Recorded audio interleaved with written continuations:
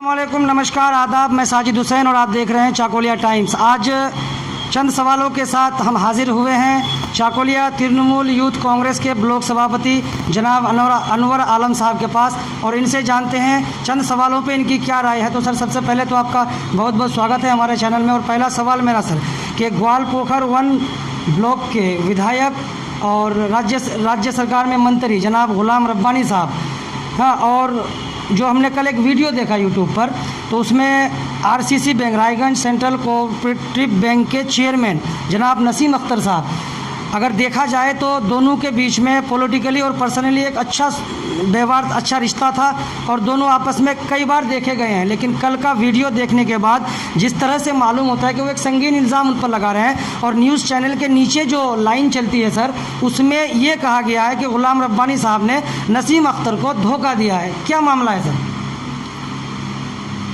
आपके चैनल के माध्यम से तमाम देखने वाले हजरात को सबसे पहले मेरा सलाम, आदाब और नमस्कार। आपका सवाल बहुत इम्पोर्टेंट है। आपके सवाल का जवाब मैं देने से पहले आपको ये बताना चाहूँगा कि जनाब नसीम हसन साहब जो आरसीसी बैंक के चेयरमैन थे, अभी वो चेयरमैन हैं नहीं, तो उनका वीडियो मैंने भी कल देखा यूट्यूब पे। तो उसमें जो वो आरोप लगा रहे हैं ये सरासर बेबुनियादी है। और आप जो अभी बता रहे थे कि जनाब गुलाम रब्बानी के साहब के साथ उनका पर्सनली और पॉलिटिकली रिश्ता बहुत अच्छा था, ये हम भी जानते हैं जो बहुत अच्छा था। लेकिन हम जितना दूर तक जानते हैं रब्बानी साहब के साथ उसका पर्सनली रिश्ता बहुत अच्छा था, लेकिन पॉलिटिकली रिश्ता कभी भी किसी के साथ नसीम हसन साहब का अच्छा नहीं रहा है। जैसा कि हम मिसाल के तौर पर आपको बोलना चाहेंगे, 2009 में जब जनाब गुलाम रब्बानी साहब बाई इलेक्शन में खड़े हुए ग्वालपोखर और चकलिया, उस वक्त एक असेंबली हुआ करता था। उस असेंबली इलेक्शन में कुछ लोग पीछे से चाकू घोंपने का काम किया जनाब गुलाम रब्बानी साहब को, उसमें ये जनाब भी थे। उस वक्त बाई इलेक्शन में रब्बानी साहब कुछ वोट से हार गए, ये अलग बात है। लेकिन 2009 के बाद जब 2011 में अलग अलग असेंबली हुआ, ग्वालपोखर असेंबली में रब्बानी साहब को कांग्रेस का टिकट अनाउंस हुआ, उसके बाद सबसे पहले जो लोग विरोध किया था रब्बानी साहब का ग्वालपोखर से, उसमें आपके ग्वालपोखर के नसीम हसन साहब भी थे। नसीम हसन साहब पीछे से थे और एक जनाब मरहूम शरीफ साहब थे। कुछ लोग थे जो नेशनल जाम किए थे पांजीपारा में, हम लोग उस वक्त कांग्रेस करते थे जैसे आज तृणमूल करते हैं एक साथ, तो हम लोग सब कुछ जानते हैं। उस वक्त जो नेशनल जाम किया था पार्टी के अगेंस्ट में, यानी पार्टी का हाईकमान टिकट दे दिया जनाब गुलाम रब्बानी साहब को, लेकिन उसके बावजूद कुछ लोग जो विरोध किया था उसमें ये जनाब नसीम हसन साहब भी थे। तो 2011 में विरोध किया। विरोध करने के बाद रब्बानी साहब का तो टिकट फाइनल हो गया था। रब्बानी साहब इलेक्शन में खड़े हुए और फिर इलेक्शन जीते भी। इलेक्शन जीतने के बाद रहे 2013 में जब पंचायत इलेक्शन हुआ, उस वक्त रब्बानी साहब यही जनाब नसीम हसन साहब को पंचायत समिति का टिकट दिए, उसके घर में ग्राम पंचायत का टिकट दिए, लेकिन वो दोनों जगह से हार गए। हारने के बावजूद नसीम साहब को लेकर रब्बानी साहब चलते ही थे। लेकिन 2014 में जब रब्बानी साहब देखा कि इलाके की डेवलपमेंट के लिए कांग्रेस में रह के ये संभव नहीं है, जब तृणमूल में जाने का फैसला किया, तो उस वक्त रब्बानी साहब एज ए MLA और ग्वालपोखर 1 के कांग्रेस के प्रेसिडेंट जनाब गुलाम रसूल साहब मोनी जो उनके भाई हैं, और साथ में तोपन कुमार सिन्हा पंचायत समिति के सभापति थे, नसीम हसन साहब, वो लोग सब कोई मिलकर कलकत्ता गए। 21 जुलाई में ज्वाइनिंग का प्रोग्राम था। जब ज्वाइनिंग का प्रोग्राम 21 जुलाई में था, उस वक्त स्टेज में तो रब्बानी साहब के साथ तोपन कुमार सिन्हा, गुलाम रसूल, मुनीदा, वो लोग गए, लेकिन स्टेज में भी कहीं पर ये आपका नसीम हसन साहब नज़र नहीं आए, यानी पीछे से रह गया। वो तृणमूल में गए या नहीं गए आदमी को पता चलने नहीं दिया।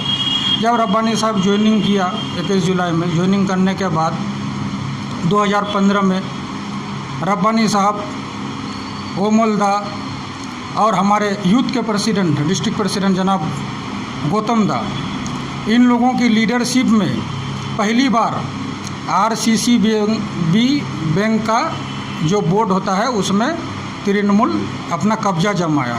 कब्जा जमाने के बाद लीडरशिप से बात करके और ख़ास करके हमारे ज़िला के ऑब्जर्वर शुभेंदु दा के साथ आप भीख मांग के भी बोल सकते हैं, गुजारिश करके भी बोल सकते हैं, रिक्वेस्ट करके भी बोल सकते हैं, जिस तरह से भी हो दीदी से बात करके पहली बार हम लोगों के इस्लामपुर सब डिवीज़न में RCCB बैंक का चेयरमैन, वो भी ग्वालपकोर से नसीम हसन साहब को ही करवाया, जिस तरह से भी हो करवाया। नसीम हसन साहब चेयरमैन बन गए रहे। उसके बाद चलते रहा, चलते चलते आपका 2016 असेंबली इलेक्शन आया। 2016 का असेंबली इलेक्शन में फिर से वही नसीम हसन साहब ट्राई किए कांग्रेस का टिकट का, जो किसी तरह से कांग्रेस का टिकट लिया जाए। यहाँ तक कि वो दिल्ली भी गए, लेकिन जब कांग्रेस का टिकट उनको नहीं मिला और मरहूम जनाब अफजल हुसैन साहब को कांग्रेस और वामफ्रंट का अलायंस का टिकट मिला, उसको हम लोग दिल से इज्जत करते हैं जनाब अफजल हुसैन साहब नईमी को, जो बहुत अच्छे आदमी भी थे। तो उनको टिकट मिलने के बाद ये कहीं पर भी नसीम हसन साहब इलेक्शन में और नज़र नहीं आए। रब्बानी साहब और अफजल साहब का इलेक्शन फाइट हुआ, जिस तरह से भी हो इलेक्शन में रब्बानी साहब जीते। और रब्बानी साहब जीतने के बाद और हाँ, उसी वक्त फिर पंचायत समिति को एक बैक डोर से पंचायत समिति को अनस्था करने का कोशिश किया गया। पंचायत समिति मेंबर्स को रायगंज में ले जाकर रखा गया, जिसमें भी नसीम साहब का हाथ था। लेकिन जिस तरह से भी हो, अल्लाह की रहमत, वहाँ की आवाम की मोहब्बत, रब्बानी साहब इलेक्शन में जीते और ममता बनर्जी की मिनिस्ट्री में उसको जगह मिला। जब मिनिस्टर बन गए रब्बानी साहब, उसके बाद रब्बानी साहब मिनिस्टर बनने के बाद चल रहे थे ठीक ठाक। 2018 में पंचायत इलेक्शन आया फिर से। 2018 के पंचायत इलेक्शन में उस पंचायत समिति में असलम साहब सिटिंग TMC के जीते हुए कैंडिडेट थे, उनको हटा के नसीम हसन साहब को की वाइफ को पंचायत समिति का टिकट रब्बानी साहब दिलाया। जिस तरह से भी हो, वहाँ मुख्तार साहब EAPP हैं, उनकी मदद से असलम साहब को विड्रॉ कराया। फिर बाद में नसीम हसन साहब की बीवी को PWD का कर्माध्यक्ष बनवाया। उसके बाद नसीम साहब के भाई को वहाँ का GP का प्रधान बनाया। और कुछ दिन बाद जब लोधन हाई स्कूल में, ग्वालपकोर वन में सबसे बड़ा स्कूल बोला जाता है लोधन हाई स्कूल, उसमें TIC की जगह खाली हुआ। उसमें भी अपना रिलेटिव था रब्बानी साहब का खलीक साहब, उसको सपोर्ट ना करते हुए नसीम साहब को ही बैकडोर से सपोर्ट करके वहाँ का TIC बनाया। बनाने के बाद जब 2019 का लोकसभा इलेक्शन आया, लोकसभा इलेक्शन से पहले फिर से वही नसीम साहब का जो काम है, वो तोपन कुमार सिन्हा को लेके BJP पार्टी ऑफिस दिल्ली तक पहुंच गए। तोपन कुमार सिन्हा को BJP का कैंडिडेट करना होगा। जैसे भी हो, वहाँ कैंडिडेट नहीं हुआ, देवोश्री को कैंडिडेट कर दिया पार्टी। करने के बाद ये यहाँ आए, कांग्रेस से मिले, सिलीगुड़ी में मीटिंग हुआ। दीपादास मुंशी को इस तरह से न हवा दिया कि यहाँ वामफ्रंट और कांग्रेस का एक तरह से अलायंस हो ही गया था। दीपादास मुंशी को इस तरह से हवा दिया कि दीपादास मुंशी अलायंस को तोड़ दी। तोड़ने के बाद क्या हुआ, यह मकसद यह नहीं था कि दीपादास मुंशी को जिताना है, मकसद था कि किसी तरह से भी सेकुलर वोट को डिवाइड करके BJP को जिताया जाए। BJP को जिताने में कामयाब हुआ, BJP जीता। BJP जीतने के बाद देवोश्री मंत्री भी हुई। उसके बाद चंद दिन बाद ही अचानक डालकोला में एक BJP का मीटिंग, उसमें नसीम साहब बैठे हुए हैं, मेरे पास वीडियो है, आपको दिखा सकते हैं। उसमें भाषण हो रहा है BJP का, उसमें नसीम साहब बैठे हुए हैं। वही नसीम साहब BJP के मीटिंग से आने के बाद बोल रहे हैं जो वो BJP में नहीं गए हैं। अभी कल का वीडियो में वो बोले हैं जो हम BJP में गए नहीं हैं, हम जिसमें थे उसी में हैं। अगर वो नहीं गए हैं तो फिर BJP का मीटिंग में क्या कर रहे थे, वो खैर वो हम बाद में बोलते हैं। उसके बाद जब वो BJP के मीटिंग में आया, पार्टी देखा, उसके बाद हमारे जो जिला के प्रेसिडेंट श्री कन्हैयालाल अग्रवाल इन बातों को अपने संज्ञान में लेते हुए उनसे रब्ता किया, बात करने के बाद उससे पूछा कि आपका क्या भूमिका रहा इलेक्शन में। तो बोला जो नहीं, हम आपका इलेक्शन में विरोध किए थे, आपका इलेक्शन में काम नहीं किए थे। तो कोई भी कैंडिडेट, वो तो डिस्ट्रिक्ट प्रेसिडेंट हैं, वो कैंडिडेट भी थे, वो हार गए हैं, तो उसको इस खराब बात को लगा। उन्होंने कहा कि हम आपका विरोध किए। हाँ, वो एक्सेप्ट किया। उसके में वो बता रहे हैं कि हम जहाँ हैं वहीं हैं। नहीं, वो गलत बोल रहे हैं, उसका हम अभी बाद में आपको बोलते हैं। जब ये सुनने के बाद कन्हैयालाल अग्रवाल जी उसको 6 साल के लिए पार्टी से सस्पेंड किए। अब पार्टी से सस्पेंड करने के बाद भी अगर एक आदमी, वैसे व्यक्तिगत संपर्क नसीम हसन साहब के साथ मेरा भी खराब नहीं है, बहुत अच्छा है, लेकिन जब तक व्यक्तिगत एक अलग बात है और पार्टी का एक अलग बात है। आप पार्टी में हैं, आप तृणमूल में हैं बोल रहे हैं, आप अलग से बैनर बनाए हैं ईद मुबारक का, उसमें क्या ममता बनर्जी का फ़ोटो दिए हैं? आप वो वीडियो में बोल रहे हैं जो हम बहुत तरह का रिलीफ बांटे, क्या कहीं पर ममता बनर्जी की फ़ोटो थी? तो आप फिर से उसको वो सवाल किया है जो आप सामने असेंबली इलेक्शन में क्या खड़ा होंगे? तो बोला जो हाँ खड़ा हो सकते हैं, कोशिश है, लेकिन सिंबल तो सिंबल का अभी कोई ठीक नहीं है, कोई भी सिंबल हो सकता है। जब आप तृणमूल का हैं तो तृणमूल में डिमांड रख सकते हैं, तृणमूल अगर आपको नहीं देगा तो आप नहीं लड़ेंगे, ये बोल सकते थे। आप बोल रहे हैं जो आपका सिंबल का कोई अभी फाइनल नहीं है, इसका मतलब आप कहीं भी जा सकते हैं। नहीं, वो बीजेपी में ऑलरेडी चले गए हैं। अब बीजेपी में जाने के बाद वो देख रहे हैं जो ये तो मुस्लिम डोमिनेटेड इलाका है, बीजेपी को तो वोट देना दूर की बात, बीजेपी के नाम सुनने में भी पब्लिक कतरा रहा है, इसीलिए वो वहाँ से रिटर्न होने की कोशिश में है। लेकिन रिटर्न तो ऐसे नहीं होता, पार्टी का कोई नियम सिस्टम है। खैर, वो हुआ उनका अपना जो वो बता रहे हैं। इसमें रब्बानी साहब का कहाँ गलती है जो रब्बानी साहब उसके साथ साजिश किए हैं? रही बात लोकसभा इलेक्शन में, रब्बानी साहब एमएलए ग्वालपोखर में 50,000 लीड कराए टीएमसी का, इस्लामपुर ब्लॉक में वो चार्ज में थे, ब्लॉक में लीड हुआ है, म्यूनसिपालिटी में डाउन हुआ था। हमारे चकलिया के ऑब्जर्वर होने के नाते चकलिया ब्लॉक में पहली बार इतिहास में वामफ्रंट से 20,000 टीएमसी को लीड दिया है। तो टीएमसी को लीड हम लोग जो दिए हैं उनके मदद से ही दिए हैं, उनकी मेहनत का नतीजा है कि आज चकलिया में 20,000 हम लोग लीड दे पाए। हेमताबाद के भी वो हेमताबाद को भी देख रहे थे, हेमताबाद में लीड कराए, करंदगी ब्लॉक में लीड कराए हैं। आज इतना करने के बावजूद रब्बानी साहब पर वो संगीन आरोप लगा रहे हैं। वो अलग बात है, पॉलिटिक्स में सब जायज़ है, लेकिन कुछ बात ऐसी भी है जिसका सबूत होना चाहिए। आज वो कल हम उसका वीडियो में देखे जो बता रहे थे कि 1947 में देश आज़ाद हुआ है, लेकिन हमारा ग्वालपोखर लगता है आज तक आज़ाद नहीं हुआ है। तो बस अंग्रेज़ों जैसी हुकूमत में जी रहा है। तो 1947 से तो रब्बानी साहब एमएलए नहीं थे।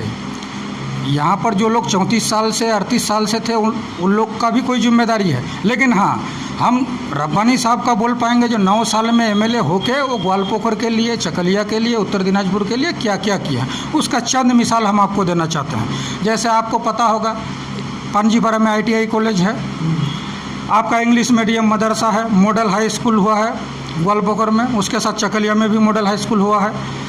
आपका पांजीपारा में हॉस्पिटल बन रहा है, फायर स्टेशन जो डालकोला और इस्लामपुर में है सिर्फ, आपका ग्वालपोखर में बन गया है। आपका water tank, high marks light, उसके अलावा क्लस्टर बोर्डिंग जो किसानों के लिए किया जाता है, ब्रिज, हॉस्टल, बाउंड्री वाल, कब्रिस्तान का वगैरह वगैरह बहुत सारे काम ऐसे किए हैं जो आपको हम गिना नहीं पाएंगे, इसके लिए बहुत टाइम लगेगा। आज चकलिया के लिए रब्बानी साहब, हम लोगों का चकलिया में कानकी से गुआगा पहले एक PWD का रोड हुआ करता था, आज उनके यहाँ लीडरशिप में 3 और PWD रोड हुआ है। आपको बता दें, कालीबाड़ी से रामपुर ये जो रास्ता बेहाल रहता था अब कभी बेहाल नहीं रहेगा, ये PWD हो गया है, रब्बानी साहब कराए हैं।